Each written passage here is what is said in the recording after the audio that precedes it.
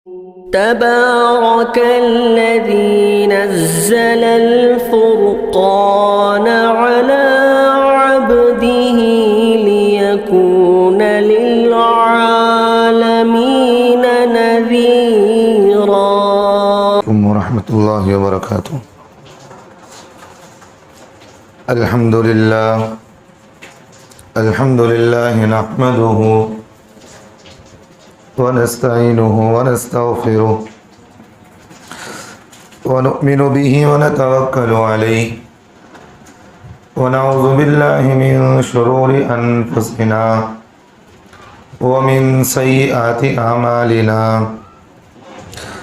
من يهده الله فلا مضل له ومن يضلله فلا هادي له. ونشهد أن لا إله إلا الله وحده لا شريك له. ونشهد أن سيدنا ونبينا وحبيبنا ومولانا محمدا عبده ورسوله. أما بعد فأعوذ بالله من الشيطان الرجيم. بسم الله الرحمن الرحيم. إن الذين يحبون أن تشيع الفاحشة في الذين آمنوا لهم عذاب أليم في الدنيا والآخرة والله يعلم وأنتم لا تعلمون. وقال النبي صلى الله عليه وسلم من تشبه بقوم فهو منه أو كما قال عليه الصلاة والسلام. اللهم صل على محمد وعلى آل محمد وبارك وسلم. عزیز ساتھیو،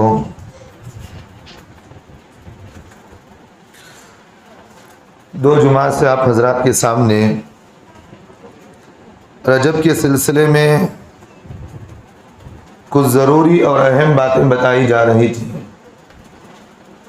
کہ رجب میں کرنے کے کیا کام ہیں اور نہ کرنے کے کیا کام ہیں، اور موجودہ زمانے میں ہمارے مسلمانوں کے اندر رجب کے سلسلے میں بہت ساری نہ جانے ایسی بدعتیں وجود میں آئی ہیں جن کا نہ قرآن حدیث کے اندر اللہ اس کے رسول صلی اللہ علیہ وسلم نے ہمیں اس کی تعلیم دی ہے، اور نہ ہمیں رسول اللہ صلی اللہ علیہ وسلم نے کبھی حضرات صحابہ نے ہمیں اس کی تعلیم دیے ہیں۔ آج ہمارے مسلمانوں کے اندر ان چیزوں کو زیادہ بہت اہمیت کے ساتھ کی جاتی ہے۔ دو تین دن پہلے چاشومبے کے دن شب معراج کے سلسلے میں بہت ساری بدعتیں بھی ہوئی ہیں، اور کل 27 تاریخ تھی رجب کی، تو کل خصوصاً ہمارے مسلمانوں کے اندر بتانے کے باوجود بھی بہت سارے مسلمان وہ تھے کل روزہ بھی رکھے تھے، حالانکہ ان لوگوں کو بتایا بھی گیا تھا کہ بھی یہ چیز بدعت ہے، اور 27 تاریخ کو روزہ رکھنا کبیرہ گناہ ہے۔ کون سا گناہ؟ کبیرہ گناہ ہے۔ کبیرہ گناہ اس کو کہتے ہیں جس چیز کو آدمی عمل کرنے سے آدمی جہنم میں جائے گا۔ گناہ کبیرہ ہے وہ جس چیز کا شریعت میں کہیں ثبوت نہ ہو، شریعت کے اندر مطہرہ کے اندر کبھی بھی کہیں اللہ کے رسول نے اس کی تعلیم بھی نہ دی ہو، لوگ اس چیز کو بڑی اہمیت کے ساتھ ضرورت سمجھ کر، ضروری سمجھ کر، واجب سمجھ کر، فرض سمجھ کر اگر کوئی لوگ ان چیزوں پر عمل کرتے ہو تو وہ چیز حرام ہو جاتی ہے۔ اس لیے حضرت عمر فاروق رضی اللہ عنہ کے بارے میں یہ بات لکھی ہوئی ہے، جیسے 27 رجب کو بہت سارے مسلمان روزہ رکھے کل، اور بہت سارے مسلمان آج 28ویں رجب کو بھی روزہ رکھتے ہیں، 2 روزے رکھتے ہیں، اور ان لوگوں کی زبان کے اندر ایک بات یہ چلتی ہے، کہتے ہیں کہ حضرت اگر کوئی آدمی 2 روزے رکھ لے تو اللہ تعالیٰ جو ہے پوری زندگی روزہ رکھنے کا اس کو ثواب دیں گے۔ بعض لوگ وہ کہتے ہیں کہ اگر کوئی آدمی ان 2 دن میں روزہ رکھ لے تو ایک روزہ 1000 روزوں کے برابر ثواب ملے گا اس کو۔ یہ چیز، یہ بدعت حضرت عمر فاروق رضی اللہ عنہ کے زمانے کے اندر بھی یہ چیزیں پائی جاتی تھی۔ جس وقت حضرت عمر فاروق رضی اللہ عنہ کو لوگوں کے اس طرح کی بدعت کی چیزوں سے معلوم ہوا کہ لوگ رجب کے 27 تاریخ کو یعنی کہ لوگ یہ سمجھتے ہیں کہ رجب کی 27 تاریخ اللہ کے رسول صلی اللہ علیہ وسلم کو معراج ہوئی ہے اور رات پوری عبادت کر کے دوسرے دن فجر میں روزہ رکھتے ہیں. جب حضرت عمر فاروق رضی اللہ عنہ کو اس بات کا علم ہوا تو حضرت عمر فاروق رضی اللہ عنہ رجب کی 27 تاریخ کو مدینہ منورہ کے اندر ہر گھر کے اندر جا کر دستک دیتے, ہر گھر کے اندر دستک دیتے, ہر گھر کو جا کر مارتے, پوچھتے اگر کوئی آدمی روزہ ہے, کہتا کہ حضرت ہاں میں آج روزہ ہوں. کہتا کس لیے رکھا ہے؟ کہتا کہ آج 27 رجب کا میں روزہ رکھا ہوں. تو حضرت عمر رضی اللہ عنہ ڈرا کر دھمکا کر اس کو روزہ توڑواتے تھے. میری بات سمجھ میں آ رہی ہے آپ کو؟ روزہ توڑواتے تھے. بھئی روزہ توڑوانا ثواب ہے یا گناہ ہے؟ مجھے یہ بتاؤ. بھئی میں روزہ رکھا ہوں, اگر کوئی آدمی مجھے روزہ توڑوائے تو کیا یہ روزہ توڑوانا گناہ ہے یا ثواب ہے؟ گناہ ہے. اس بات کو جس آدمی کو اللہ کے رسول صلی اللہ علیہ وسلم نے فرمایا لو کان بعدی نبی لکان عمر, اگر میرے بعد کوئی نبی ہوگا وہ حضرت عمر فاروق ہے. اور اللہ کے رسول صلی اللہ علیہ وسلم نے فرمایا کہ قرآن مجید کے اندر 20 مقامات ایسے ہیں جن کے حکم پر, جن کے اشارے پر, جن کے رائے پر اللہ تعالیٰ نے جو ہے اپنے آیتوں کو نازل فرمایا. کہا کہ اے نبی جی جو عمر کہتے ہیں یہ بات صحیح ہے, یہ آج آیت اس طرح کی ہے. 20 مقامات پر جہاں حضرت عمر کی رائے پر اللہ تعالیٰ نے جو ہے قرآن مجید کی آیتوں کو اتارا. سرکار دو عالم صلی اللہ علیہ وسلم نے فرمایا کہ جس جگہ پر عمر, جس گلی سے عمر گزرے اس گلی میں شیطان نہیں ہوگا. بڑی فضیلتیں فرمائے اللہ کے رسول صلی اللہ علیہ وسلم کے مراد ہے یہ. ان کو اللہ کے رسول صلی اللہ علیہ وسلم نے اللہ سے دعا مانگ کر لی ہے. کہا کہ اے اللہ تو حضرت عمر, اے اللہ تو عمر کے ذریعے سے اسلام کو بلندی دے. اور حضرت عمر اسلام میں داخل ہونے کے بعد اسلام کے اندر اور زیادہ مضبوطی کی پیدا ہوئی ہے. تو یہ عمر رضی اللہ عنہ جب بھی جو ہے 27 رجب ہوتی تو مدینہ منورہ کے ہر گھر میں جا کر جو ہے دروازے پر دستک دیتے. اگر کوئی آدمی کہتا کہ میں رجب کا روزہ رکھا ہوں تو حضرت عمر رضی اللہ عنہ اپنے ہاتھ میں کوڑا رکھتے. کوڑا کسے کہتے ہیں؟ جیسا کہ آج کل ہم دیکھتے ہیں کہ گائے کو مارنے کے لیے اور اسی طرح جانوروں کو مارنے کے لیے جو کوڑا رکھتے ہیں وہ جانوروں کا کوڑا ہے. انسانوں کو مارنے کے لیے ایک الگ کوڑا ہوتا اس زمانے میں جو چمڑے سے بنایا ہوا ہوتا. تو حضرت عمر رضی اللہ عنہ ہاتھ میں کوڑا پکڑتے, کہتے کہ بھئی روزہ توڑ, نہیں توڑے گا تو تم مار کھائے گا آج. تو حضرت عمر رضی اللہ عنہ مار کر اس آدمی کو ڈرا کر روزہ توڑواتے. کہتے کہ جس چیز کی جس تعلیم رسول اللہ صلی اللہ علیہ وسلم نے ہمیں زندگی میں تعلیم نہ دی وہ تم لوگوں نے کہاں سے حاصل کر لی. تو آج ہمارے مسلمانوں کے اندر بتانے کے باوجود, سمجھانے کے باوجود ان چیزوں کو ہمارے مسلمان ختم کرنے کے لیے تیار نہیں ہے کہ نہیں ہے. یہ سب چیزیں وہ ہیں جس کو اللہ کے رسول صلی اللہ علیہ وسلم نے فرمایا کہ کل بدعت ضلالہ وکل ضلالۃ فی النار, ہر بدعت گمراہی ہے اور یہ گمراہی انسان کو جہنم میں لے جائے گی. اس لیے میرے بھائیوں بتانے کے باوجود ہمارے مسلمان نہیں سمجھتے. اور اسی طرح جو ہے رجب کے مہینے کے اندر اور ایک بدعت ہمارے مسلمانوں کے اندر ہے. رجب کی آخری تاریخ میں ایک فاتحہ دلائی جاتی ہے. کہتے ہیں کہ جو آدمی اس رجب کے آخری تاریخ میں فاتحہ دلا لے گا اللہ اس کے لیے جنت کو واجب کر دیتے ہیں اور اس کے گناہوں کو ختم کر دیتے ہیں. بھئی دین دیکھیں اتنا سستا سودا نہیں ہے. دین میں قربانیاں دینا پڑتا ہے, دین میں تکلیفیں جھیلنی پڑتی ہیں. دین کے اندر, اسلام کے اندر ایمان کو بنانے کے لیے آدمی کو اپنے جان مال قربان کرنا پڑتا ہے. یہ نہیں کہ آدمی 2-3 وقت تک کھانا کھا لیا. بھئی دیکھیں ایک بات ذہن میں رکھیے, ثواب جو ہے کھانے میں رہے یا کھلانے میں ثواب زیادہ ملتا ہے. کھلانے میں ثواب ملتا ہے. انہیں خود جو ہے گھر کے اندر پکاتا ہے نیٹ کھا لیتا. کیا بھئی ثواب کا کام کرے حضرت, یہ کون سا ثواب بھئی؟ بھئی آدمی کو اللہ کے رسول صلی اللہ علیہ وسلم کی حدیث ہے, سرکار دو عالم صلی اللہ علیہ وسلم نے فرمایا قیامت میں آدمی کو اللہ تعالیٰ اپنے سامنے کھڑا کریں گے. لوگوں سے کہیں گے کہ میں لنگا تھا, تم نے جو ہے مجھے کپڑے نہیں پہنایا. اللہ سوال کریں گے میں بھوکا تھا, تم نے مجھے کھانا نہیں کھلایا. میں بے بس تھا, تم نے میری مدد نہیں کی. میں جو ہے گھر سے نہیں تھا, تم نے میری مدد نہیں کی. میں مظلوم تھا, تم نے مجھے پر جو ہے تم نے میری مدد نہیں کی. اب سامنے ایک آدمی کہے گا کہ اللہ تو کھانے سے پاک ہے, تو رہنے سے پاک ہے, تو سونے سے پاک ہے, تو گھر سے پاک ہے, ہر چیز سے تو پاک ہے. اب تو سوال یہ کر رہا ہے کہ تو جو یہ کہہ رہا ہے کہ بھئی میں بھوکا تھا تو میں نے کھانا نہیں کھلایا, میں کپڑے میرے پاس نہیں تھے تو نے میرے کپڑے نہیں پہنایا, میں بے بس تھا تو نے مدد میں ہی نہیں کیا, تو جو ہے میں بے گھر تھا تو نے میرے گھر بنانے کا انتظام نہیں کیا. کیا بات ہے؟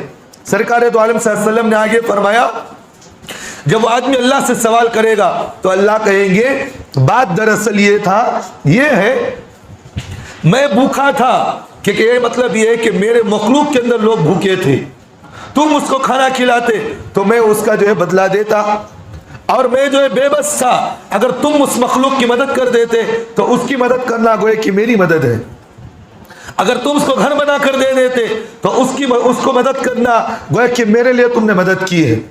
اور اللہ تعالیٰ آگے کہیں گے لوگ مجھ پر ظلم کر رہے تھے, تم جو چاہتے تو اس کی مدد کر سکتے تھے لیکن تم نے اس کی مدد نہیں کی, اگر تم اس کی مدد کر دیتے تو مجھ پر تم مدد کرنے والے تھے.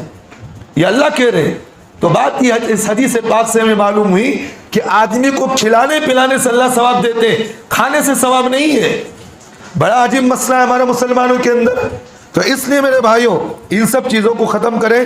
اس لیے ہمارے بزرگوں نے یہ بات لکھا ہے کہ جو آدمی ان چیزوں کو یہی کرتا ہے وہ آدمی جہنم میں جانے کا ذریعہ بنے گا. اس لیے جو ہے سرکار دو عالم صلی اللہ علیہ وسلم نے فرمایا من تشبہ بقوم فہو منہ. اللہ کے رسول صلی اللہ علیہ وسلم نے فرمایا جو آدمی جس قوم کی مشابہت اختیار کرتا ہے قیامت میں اللہ تعالیٰ اس قوم کے ساتھ ہی اس کو اٹھائے گا. اب ایک بات, اس ساری بات کا خلاصہ میں آپ کے سامنے بتاؤں گا. یہ ساری چیزیں کس نے ایجاد کی, کن لوگوں نے ان سب چیزوں کو وجود میں لایا؟ تو بات دراصل یہ ہے مسلمانوں کے اندر بہت سارے وہ لوگ ہیں جو مسلمانوں کے دشمن ہیں. جیسا کہ موجودہ زمانے کے اندر سب سے بڑا مسلمانوں کا اگر کوئی دشمن ہے وہ رافضی ہے اور شیعہ ہے. یہ کھلے طور پر یہ مسلمان نہیں بلکہ دشمن ہے مسلمانوں کی, اور یہ اسلام سے خارج ہے. یہ بات سمجھ میں آ رہی؟ ایک بات یہ بھی ذہن میں رکھیے, میں آپ کو اس لیے بتا رہا ہوں کہ شیعہ اور روافض, جن کو شیعہ اور رافضی کہتے ہیں, یہ اسلام سے کیوں باہر ہے؟ یہ کیا مطلب ہے اس کا؟ ایک بات ذہن میں رکھیے, اسلام عقائد پر باقی رہتا ہے, عمل پر نہیں باقی رہتا. میری بات نہیں سمجھ میں آ رہی ہوگی. دیکھیں اسلام ایمان جو باقی رہتا ہے وہ عقائد پر باقی رہتا ہے, عمل پر باقی نہیں رہتا. عقیدے کا مطلب یہ ہے کہ اللہ ایک ہے. اگر کوئی آدمی یہ کہے کہ اللہ بہت سارے ہیں لیکن وہ نماز بھی پڑھتا ہو, روزہ بھی رکھتا ہو, بتاؤ اس کا عمل کچھ فائدہ دیتا کیا بھائی؟ نہیں دیتا, کوئی فائدہ نہیں. کیونکہ عقیدہ ہمارا یہ ہے کہ اللہ تعالیٰ ایک ہے اور سرکار دو عالم صلی اللہ علیہ وسلم یہ اللہ کے آخری نبی ہیں. اگر کوئی آدمی یہ کہے کہ مہدوی مہدوی ہے, جس نے مہدوی ہے جو آخری جو آج موجودہ زمانے میں اندر شکیل بن حنیف جو اپنے آپ کو نبوت کا دعویٰ کرتا ہے, اپنے آپ کو وہ عیسیٰ بن مریم بھی کہتا ہے, وہ مہدی بھی کہتا ہے, اس طرح کی جو باتیں کرتا ہے وہ حالانکہ وہ اسلام سے خارج ہے. اگر کوئی آدمی یہ کہے کہ شکیل بن حنیف جو مودودی مسلک کا جتنے بھی لوگ ہیں اگر یہ کہتے ہیں کہ یہ لوگ اچھے ہیں, یہ لوگ شیعہ ہیں یہ اچھے ہیں, اگر کوئی آدمی اس طرح کہتا ہے وہ آدمی اسلام سے نکل جاتا ہے. کیوں بھی نکل جاتا؟ کہ بھئی ہمارا اس بات کا عقیدہ ہے حضرت عیسیٰ علیہ السلام وہ آخری زمانے میں نازل ہوں گے. بات سمجھ میں آ رہی؟ حضرت عیسیٰ علیہ السلام آخری زمانے میں نازل ہوں گے, حضرت عیسیٰ علیہ السلام پیدا نہیں ہوں گے. میری نقطے کی بات سمجھ میں آ رہی؟ حضرت عیسیٰ علیہ السلام پیدا ہونے والے نہیں بلکہ حضرت عیسیٰ علیہ السلام نازل ہونے والے ہیں. اگر کوئی آدمی یہ کہے حضرت عیسیٰ علیہ السلام پیدا ہونے والے ہیں وہ آدمی مرتد ہے, وہ اسلام سے نکل جائے گا. بات سمجھ میں آ رہی؟ اور ایک بات, اس طرح کے آثر بہت سارے فتنے وجود میں آئے, تو انہی فتنوں کے اندر سے ایک فتنہ یہ بھی ہے, شیعہ ہے, رافضی ہے, یہ اسلام سے خارج ہے. کیونکہ میں نے بات پہلے بھی ابھی کہا تھا کہ اسلام عقائد سے باقی رہتا ہے, عمل سے باقی نہیں رہتا. عمل سے عقیدے میں مضبوط آگی پیدا ہوتی ہے, عمل سے عقیدے میں مضبوط آگی ہوتی ہے. بات سمجھ میں آ رہی؟ ایک مثال سمجھ میں رکھیے. دیکھیں عقیدے کے اندر کیسا جو ہے عمل سے مضبوط آگی ہوتی ہے. اگر کوئی آدمی نماز پڑھا, روزہ رکھا, تو اس عمل سے آدمی کے اندر جو ہے اس عقیدے میں مضبوط یہ ہوتی ہے کہ بھئی اللہ ایک ہے, میں اس لیے میں اس کی عبادت کر رہا ہوں. بتاؤ اس عمل سے آدمی کے عقیدے میں مضبوط کی پیدا ہوئی نہیں ہوئی؟ روزہ اس لیے رکھا ہے کہ اللہ اس کا اجر دینے والے ہیں, مخلوق سے مجھے اس کا اجر کی ضرورت نہیں. تو آدمی کے اس عمل سے اس آدمی کے عقیدے میں مضبوط ہوتی نہیں ہوتی. تو بات سمجھ میں آ گئی کہ بھئی عقیدے سے آدمی کے اندر عمل بھی باقی رہتا ہے. اگر عقیدہ مضبوط نہیں اس آدمی کا ایمان بھی چلے جاتا ہے. بات سمجھ میں آ رہی؟ تو میرے بھائیوں آج کل ہمارے مسلمان ایسے ایسے عقیدے بنا رکھے ہیں جن کا شریعت میں کوئی حصہ ہی نہیں. جیسا کہ رجب کے اندر بہت سارے عقیدے ہمارے مسلمانوں کے اندر. سفر کا مہینہ آیا تو آخری چاشمبے کے سفر کی بدعت ہے. ہر مہینے کے ہمارے مسلمانوں کے اندر ایسے ایسے بے دھڑک چیزیں بنی ہوئی ہیں جن کا شریعت میں کوئی حصہ نہیں. تو اس لیے سرکار دو عالم صلی اللہ علیہ وسلم نے یہی چیز ہمیں بتایا کہ جو آدمی جس قوم کی مشابہت اختیار کرے, سرکار دو عالم صلی اللہ علیہ وسلم نے فرمایا قیامت میں اللہ تعالیٰ اسی آدمی کے ساتھ اس کو اٹھائیں گے. ایک نقطے کی بات یہ بھی ذہن میں رکھیے, قیامت میں جو انسان کو اللہ تعالیٰ اٹھائیں گے تو انسان کے عمل جیسا ہوتا ویسا وہ قیامت میں اٹھے گا. اس لیے سرکار دو عالم صلی اللہ علیہ وسلم نے ایک حدیث میں فرمایا آدمی کی موت اگر اس کے عمل کے مطابق ہوگی تو قیامت میں بھی وہ آدمی اسی عمل کے ساتھ اس کو اٹھایا جائے گا. ایک بات. دوسری اور ایک حدیث کے اندر سرکار دو عالم صلی اللہ علیہ وسلم نے یہ بھی فرمایا قیامت میں کچھ لوگوں کو گروہ اٹھایا جائے گا. گروہ کا مطلب کنبا, جیسا ہماری زبان میں کہتے ہیں پارٹی اٹھائے جائیں گے. کیسے؟ مثال کے طور پر کس طرح اٹھایا جائے گا؟ اگر کوئی آدمی سود کھانے والا ہے تو وہ سود کی کیٹیگری کے اندر ہوگا, سود کھانے والوں کے ساتھ ہوگا. اگر کوئی آدمی بہنوں کے حقوق کو کھایا ہے تو قیامت میں جو ہے اللہ تعالیٰ اس کو حقوق کھانے والوں کے ساتھ اٹھائیں گے. اور اللہ کے رسول صلی اللہ علیہ وسلم نے فرمایا اگر کوئی آدمی لوگوں کی زمین ہڑپ کر کھاتا ہو قیامت میں اللہ تعالیٰ ان لوگوں کو انہی لوگوں کے ساتھ اٹھائیں گے. اور اللہ کے رسول صلی اللہ علیہ وسلم نے فرمایا اگر کوئی آدمی شراب پیتا ہو, جوا کھیلتا ہو, زنا کرتا ہو تو قیامت میں ان لوگوں کے ساتھ اللہ اٹھائیں گے. حدیث سمجھ میں آ گئی؟ اور اسی کی ضمن میں اللہ کے رسول صلی اللہ علیہ وسلم نے اور ایک حدیث کے اندر فرمایا جو آدمی نیک عمل کرتا ہو قیامت میں اللہ تعالیٰ نیک لوگوں کے ساتھ اس کو اٹھائیں گے. جیسے کوئی آدمی مؤذن ہو تو اللہ کے رسول صلی اللہ علیہ وسلم نے فرمایا قیامت میں مؤذن کو جو ہے حضرت بلال رضی اللہ عنہ کے ساتھ اٹھائے جائیں گے. اور ان کی علامت یہ ہوگی کہ ان کی گردن لمبی ہوگی. یہ اللہ کے رسول کی بشارت ہے صلی اللہ علیہ وسلم نے فرمایا.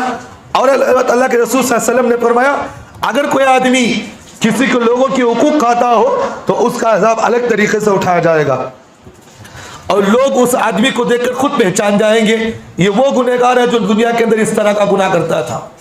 تو بہرحال جب یہ بات آپ کو سمجھ میں آ گئی تو دوسری بات اللہ کے رسول صلی اللہ علیہ وسلم کی یہی بات ہے جو آج ہمارے مسلمان بے دھڑک لوگوں کے جو ہے وہ آدمی کوئی کرتا ہو تو ہمارا مسلمان وہی چیزیں کر رہا نہیں کر رہا. کون کی کیا کی یہ کر رہا تو ہمارا مسلمان وہی عمل کر رہا.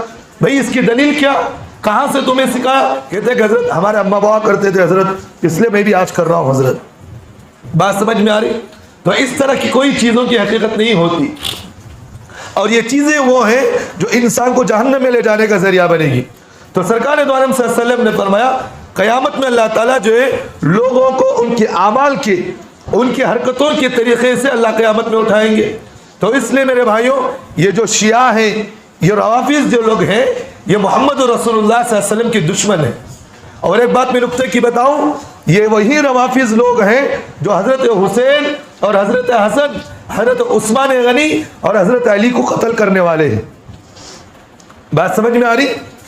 آج ہمارا مسلمان بے دھڑک دیکھا ان لوگوں کی دیکھا دیکھی ہمارے مسلمان رسومہ شروع کر لیا. کون کوئی بول دیا, کوئی نہ کوئی اگر اچھی بات بول دیا, کون خراب بولا, سمجھتا نہیں ہمارا مسلمان ان چیزوں کو عمل کرنے میں لگ گیا. ہمارے بزرگوں نے اپنی کتابوں کے اندر لکھے ہیں یہ محرم کے مہینے میں جو ماتم پیٹی کرتے ہیں نا, چاقو والے کو بلیڈا لے کو جسمہ کاٹ لے رہی, سر کو مار لے رہی, یہ مار لے رہی, وہ مار لے رہی. ہمارے بزرگوں نے اپنی کتابوں کے اندر لکھے ہیں یہ اللہ کا عذاب ہے جو ان لوگوں کو قیامت تک اللہ نے مسلط کر رکھا ہے. بات سمجھ میں آ رہی؟ بھئی شیعہ وہ لوگ ہیں جن کو قیامت تک اللہ تعالیٰ نے جو ہے لعنت نازل کی ہے. بھئی کوئی آدمی صحابی رسول کو قتل کرے کہ اللہ اس کو چھوڑ دیں گے؟ بھئی حضرت عثمان رضی اللہ عنہ یہ خلیفہ ثالث ہے, یعنی کہ یہ خلیفہ تیسرے خلیفہ ہے اور یہ اللہ کے رسول صلی اللہ علیہ وسلم کے داماد ہیں. کون؟ حضرت عثمان. اور حضرت علی بھی اللہ کے رسول صلی اللہ علیہ وسلم کے داماد ہیں، اور یہ حضرت علی اور حضرت عثمان یہ اللہ کے رسول صلی اللہ علیہ وسلم کے خاندان ہیں، اور یہ اہل بیت کے اندر سے ہیں، اور جو آدمی اہل بیت سے دشمنی کرے، ان کو مارے، تو اللہ تعالیٰ چھوڑ دیں گے؟ ان کو نہیں چھوڑیں گے، قیامت تک ان کو اللہ تعالیٰ نے یہی بات کی مسلط کر دی، ہر محرم کے 12 تاریخ اور ہر محرم کی 10ویں تاریخ کو 9ویں تاریخ کو وہ جسم پر ماتم کرتے ہوئے پیٹتے ہوئے پھر لے۔ کوئی ہمارا مسلمان سوچتا نہیں۔ آج ہمارے مسلمان بھی، اہل سنت والجماعت کے مسلمان بھی دیکھا دیکھی ان لوگوں کے مزاج کو شروع کر دیے، کیا کہ علاوہ جلا رہی، یہ جلا رہی، وہ جلا رہی، یہ کودنا، وہ کودنا، یہ کودنا۔ کہاں سے بھی ہمارا مسلمان لا لی یہ سب چیزیں؟ سرکار دو عالم صلی اللہ علیہ وسلم نے فرمایا اپنے جسم کو تکلیف نہ دو، یہ حدیث ہے اللہ کے رسول کی۔ اس حدیث کو رکھتے ہوئے اگر ہم سمجھیں گے تو سرکار دو عالم صلی اللہ علیہ وسلم نے فرمایا اپنے جسم کو تکلیف دینا یہ حرام ہے۔ ایک مسئلہ میں آپ کو اس حدیث سے بتانا چاہتا ہوں، ذہن میں رکھنا۔ مسئلہ یہ ہے کہ بھئی گٹکا کھانا، سگریٹ کھانا، اس سے سگریٹ پینا اور گٹکا کھانا، کیا بتاؤ اس سے آدمی کے جسم کو فائدہ ہوگا نقصان ہوگا؟ نقصان ہی تو ہے اس سے۔ اب جس آدمی کو یہ بات معلوم ہو گئی کہ بھئی اس سے میرے جسم کو نقصان پہنچے گی، بات سمجھ میں آ گئی، وہ بتاؤ وہ آدمی اس چیز کو کھانا پسند کرے گا؟ ابھی نہیں کرے گا۔ اس لیے جو ہے اہل عرب علماء، جو اہل عرب علماء ہیں، انہوں نے اپنے فتوے میں لکھے ہیں گٹکا کھانا اور سگریٹ پینا ان کے نزدیک حرام ہے۔ کیوں؟ بھئی جس طرح آدمی چاقو لے کر اپنے جسم پر آہستہ آہستہ کاٹے تو جسم کا خون نکلے گا، اب جسم سے خون نکلے گا تو آدمی کی جان جائے گی، تو اسی طرح ان چیزوں کے استعمال سے آدمی کی جان بھی جاتی ہے۔ جب آدمی کو اس بات کا مسئلہ معلوم ہو گیا، علم ہو گیا، تو اس آدمی کو اپنی جسم کی حفاظت کرنا ضروری ہے نہیں ہے؟ ضروری ہے۔ اب وہ آدمی کو معلوم ہونے کے باوجود اگر کوئی آدمی اس چیز کو استعمال کرتا ہے تو بتاؤ وہ جائز ہے ناجائز ہے؟ گناہ کی بات ہے۔ تو یہی بات میرے بھائیوں، یہ مسئلہ ہمیں معلوم ہو گیا تو سرکار دو علیہ وسلم نے فرمایا اپنی جسم کی حفاظت کرنا یہ ضروری ہے۔ اور ایک مسئلہ میں آپ کے سامنے بتاتا ہوں، دیکھیے ایک مسئلہ ذہن میں رکھیے۔ ایک آدمی جو جنگل و بیابان میں جا رہا تھا، راستے میں جا رہا تھا، راستے میں جاتے جاتے دیکھا کبھی اس کے بعد کھانے کی چیزیں ساری ختم ہو گئی، سب چیزیں کھانے کی ختم ہو گئی۔ اب وہ آدمی پریشان ہے، کیا کریں بھی، کھانے کے لیے ساری چیزیں ختم ہو گئی۔ تو علماء نے اپنی کتاب اللہ تعالیٰ نے قرآن مجید کے اندر خود فرمایا اگر کوئی آدمی راستے میں جا رہا تھا، مسافر تھا، کھانے کی ساری چیزیں ختم ہو گئی، کسی سے بھیک مانگ رہا تو کوئی نہیں دے رہا، کوئی نہیں دے رہا، اب راستے میں جا رہا تھا، جنگل و بیابان ہے، کوئی کھانے کے لیے چیز نہیں ہے، علماء نے مسئلہ لکھا ہے اگر اس کے سامنے خنزیر بھی ہو تو جان بچانے کے لیے اس کا گوشت کھانا بھی اس کے لیے جائز ہے۔ مسئلہ سمجھ میں آ گیا؟ اب یہ سمجھتے ہیں حضرت کہاں سے حضرت میں مسئلہ بول رہی، خنزیر کھانا جائز بول رہی نا حضرت؟ بھئی انسان کی جان سے بڑھ کر کوئی چیز نہیں ہوتی۔ یہ اللہ تعالیٰ نے قرآن مجید میں فرمایا کچھ وقت کے لیے اپنی جان بچانے کے لیے اگر جان بچانا ضروری ہو جائے تو اس وقت تمہارے لیے ضروری یہ ہے کہ اتنا گوشت تم کھا لو، تمہاری جان بچ جائے گی تو تمہیں اس وقت گناہ بھی نہیں ہوگا۔ بات سمجھ میں آ رہی؟ مثال کے طور پر ایک آدمی راستے میں جا رہا تھا، کوئی بیابان ہے، جنگل و بیابان ہے، صحرا میں جا رہا تھا، کوئی کھانے کے لیے نہیں، اس کے پاس شراب مل گئی پینے کے لیے، اب جان بچانا اسی میں ضروری ہے۔ تو علماء نے مسئلہ لکھا ہے وہ اگر کوئی آدمی اس وقت شراب بھی پی لے گناہ نہیں ہے، حالانکہ خنزیر کا گوشت کھانا حرام ہے نہیں، شراب پینا حرام ہے کہ نہیں؟ اللہ تعالیٰ نے فرمایا یہ ہم اس لیے یہاں پر اجازت دے رہے کہ ابھی اس لیے اجازت دے رہے کہ تمہاری جان سے اہمیت کوئی چیز نہیں ہے۔ اللہ کے نزدیک انسان کی جان سے بڑھ کر کسی بھی اہمیت نہیں ہے۔ تو مسئلہ سمجھ میں آ گیا؟ تو اللہ تعالیٰ یہ کہہ رہے ہیں کہ میں انسان کی جان کی حفاظت کرنا یہ فرض عین ہے۔